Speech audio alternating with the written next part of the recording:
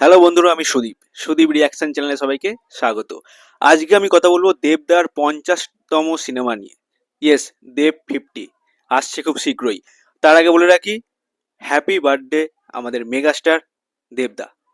দেবদার আজকে জন্মদিন, সেই উপলক্ষে দেবদা তার ফ্যানেদের জন্য একটা দারুণ উপহার এনেছে। নতুন সিনেমা আসছে দেবদার, সিনেমাটির নাম হলো ব্যাড, বাইক অ্যাম্বুলেন্স দাদা। হ্যাঁ, বাইক অ্যাম্বুলেন্স দাদা একটি সত্য কাহিনী নিয়ে দেবদা আসছে। করিমুল হকের কাহিনী। করিমুল হক হচ্ছে আমাদের জলপাইগুড়ি জেলার বাসিন্দা, যিনি 2017 সালে পদ্মশ্রী অ্যাওয়ার্ড পেয়েছিলেন। 2017 সালে সেই করিমুল হক 1995 সালে ওনার মা অ্যাম্বুলেন্সের অভাবে মারা গিয়েছিলেন। তো সেই কাহিনীর পর তিনি নিজের বাইককে অ্যাম্বুলেন্স বানিয়ে জলপাইগুড়ি মানুষের সেবা করতেন, মানুষকে পৌঁছে দিতেন বিভিন্ন হসপিটালে। এইভাবে মানুষকে রক্ষা করতেন, মানুষকে বাঁচাতেন।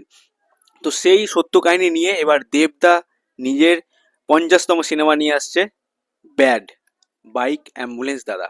তো দারুণ একটি সিনেমা হবে বলে আশা করছি। তো সিনেমাটি সব ঠিকঠাক থাকলে হয়তো 15ই আগস্টে আমরা দেখতে পাবো 2026-এর।